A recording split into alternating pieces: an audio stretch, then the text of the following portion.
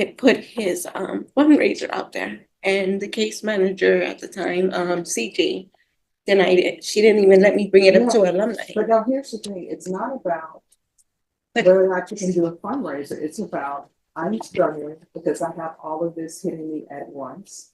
I'm struggling in the sense that I may not do my UAs, I may fall out of this program. That's what it's about. It's not, I'm struggling, I've asked you for A, B, and C, and your answer is no, I'm not doing A, B, and C. So therefore, I'm just gonna stop submitting the drug testing. Enjoy the video, hit the like button. And are you Miss Martinez? You're on mute.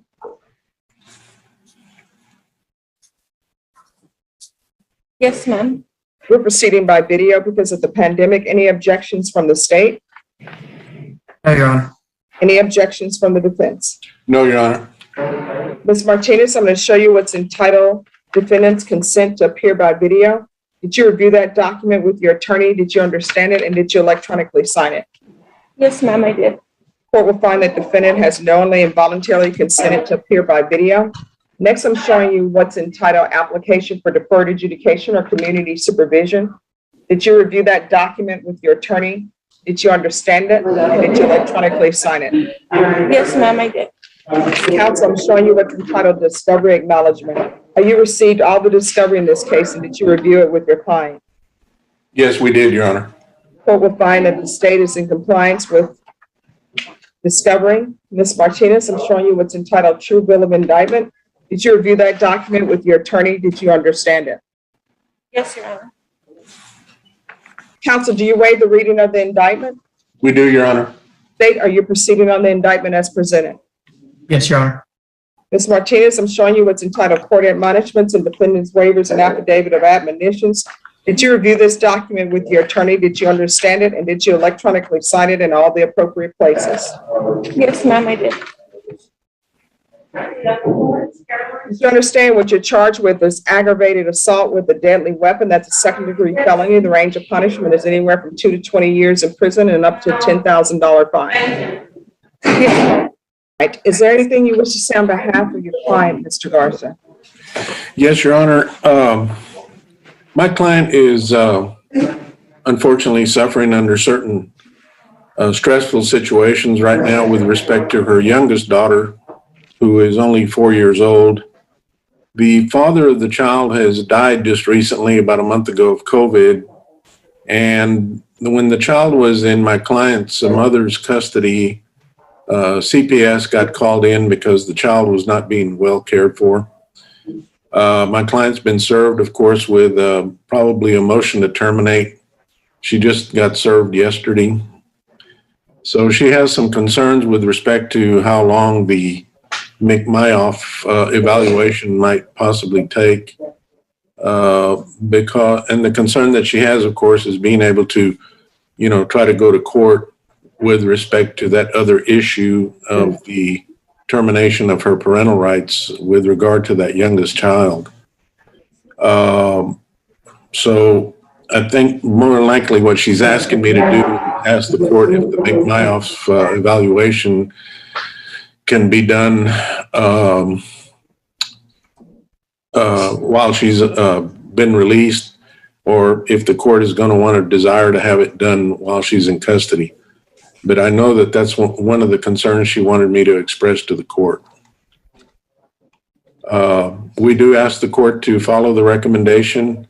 My client is 26 years old, has got a very unfortunate dysfunctional situation in her household. She has a very supportive father, but obviously, of course, she's not getting along real well with her mother.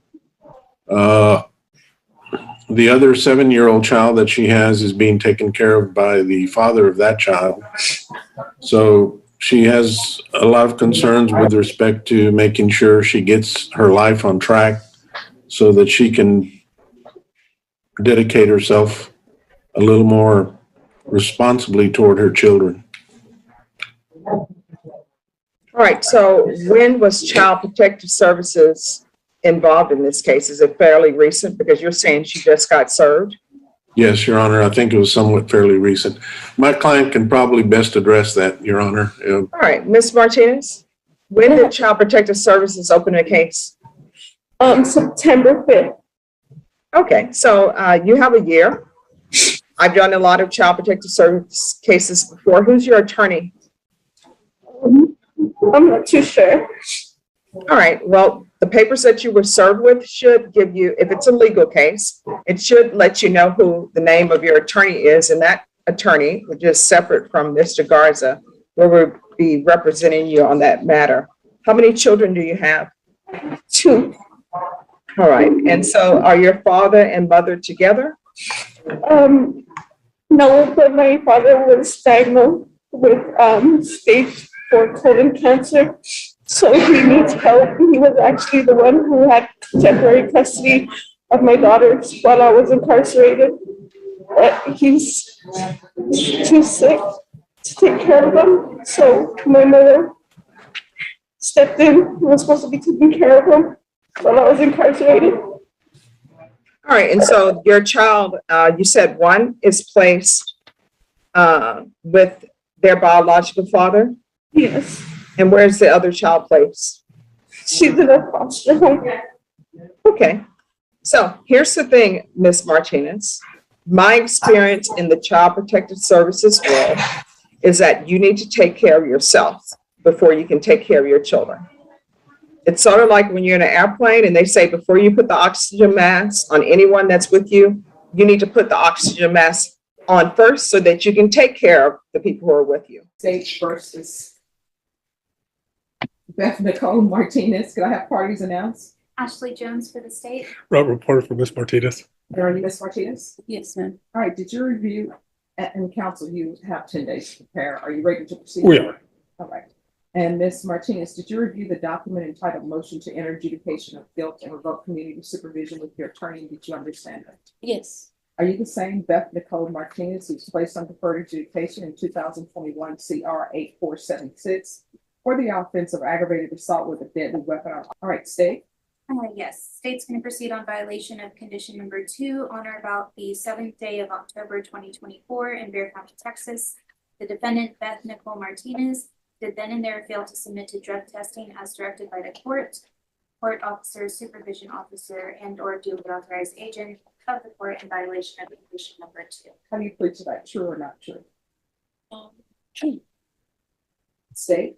The state will waive the remaining violations. No objection. All right, did you understand by pleading true to violation condition number 2, the court could find it true, grant the motion, find you guilty, and sentence you up to 20 years in prison and up to a $10,000 fine? Yes. Knowing that, will you still wish to prove true to violation of condition number 2? Yes. Court will find violation of condition number 2 true. Is there a proposed agreement? Partially, Your Honor, the agreement was for her to plead true to violation of condition number 2. I do believe defense and I both have different recommendations. The state's recommendation is that she receive some sort of inpatient treatment, given the positive UA and the failures to submit. But I do not see any evidence of mental health directives. I mean, the only thing we have is going back as far as 2021. I don't have any current on that to show that there's DPRF. All right, It's my understanding, Judge, and I think the state checked into this also. Felony drug court, she was in phase 5. They checked into that. What that is, that's the aftercare program. If the court takes notice, the last drug test was back, I want to say 30 UA was either September or October, the October one. We don't know if she's pregnant or not. She may have miscarried. They will find out this week. Having said that, Judge, we would like some form of outpatient treatment, maybe weekly UAs. It's like like I told the state, you're running the 440-yard dash, you make it to 435 yards, and then we don't quite complete it up. Now we're going to have to start another 9-month program. At the time this happened, her father had just passed away from cancer. She was trying to take care of the estate and stay in his house. It became overwhelming for her at that point in time. I think that's where she got off track. So here's the thing I know about felony drug court, because I used to be an attorney for felony drug court. All you had to do was pick up the phone and call them. I actually did ask them for help. I asked them if I could ask alumni for help with my father's funeral. I even asked if I could put his fundraiser out there. And the case manager at the time, CJ, denied it. She didn't even let me bring it up to alumni. But now here's the thing, it's not about whether or not you can do a fundraiser, it's about, I'm struggling because I have all of this hitting me at once. I'm struggling in the sense that I may not do my UAs, I may fall out of this program. That's what it's about. It's not, I'm struggling, I've asked you for A, B, and C, and your answer is no, I'm not doing A, B, and C. So therefore, I'm just gonna stop submitting the drug testing. I'm not gonna do any of this. I actually even did ask my judge if he can move me case managers because we weren't seeing eye to eye. I didn't get that, and I tried to work with my case manager. I did good the whole time I was on it. So let me ask you this. Here's the question. You asked for your case manager. You tried to work with your case manager and it wasn't working. So your response to that was to do what with your probation? At the time I was with someone, I had too much stuff going on. I was losing All right, my so father's house. your decision with probation was what? With felony drug court? See, I'm trying to get you to point, because see, Well, I know where I messed up. I'm not saying I didn't. yeah, but so that's the thing. You didn't learn anything from felony drug court, because let me just explain something to you. Everybody in this court has a bad day. Now, some may have a bad day that is not as bad as others. Let me just tell you what happened to me. I had a client who was on parole. I had a parole hearing scheduled for them. You can unfold your arms. I had a parole hearing scheduled for them. I knew that they had mental health issues, and I knew that they were depending on me to be there for their parole hearing. All right, so I'm sleeping. Everything's going well. I get a call at 3 a.m. It's a Monday. I get a call at 3 a.m. And you know what that call is? It's from my younger brother. And guess what he tells me? Grandmother died. Now, what do I do in that situation? I know I got a client who's expecting me, who has mental health issues, who maybe won't understand. I know I'm an attorney for children on CPS cases who are not going to understand. So do I just throw my hands up and say, you know what? This is what's going on in my life. I'm not calling anybody. I'm not doing anything. You all handle it. See you later. It's called adulting and growing up. So what did I do? My mom, of course, was upset. She's like telling my brother, why didn't you call her? You know, it's late. She's far away. She's all the way in another state. But I went and I did the parole hearing because that person was depending on me. I went and visited children because they were depending on me. And then I got a flight and left for home. And I left messages to everybody. Hey, my grandmother just died. I'm going to have to go home.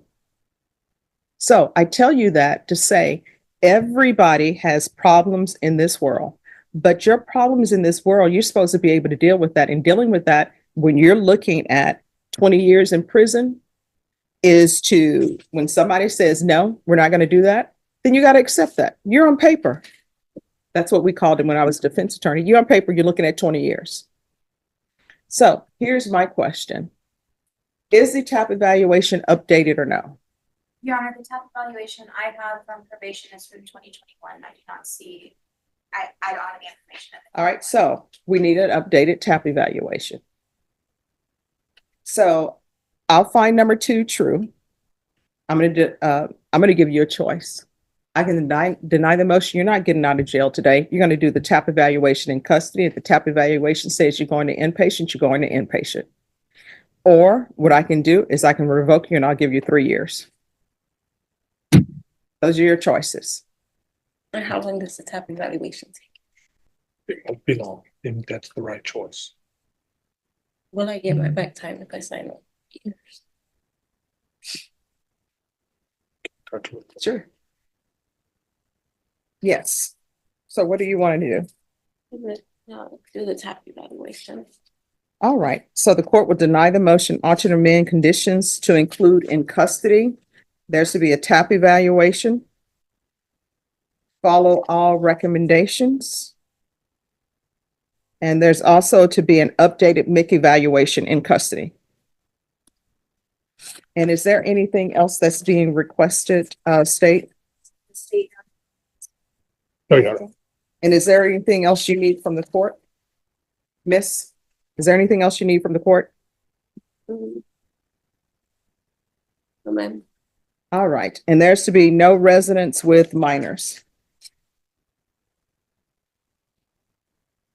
All right, thank you. Thank you, Judge. You're welcome. They can case these. Yes.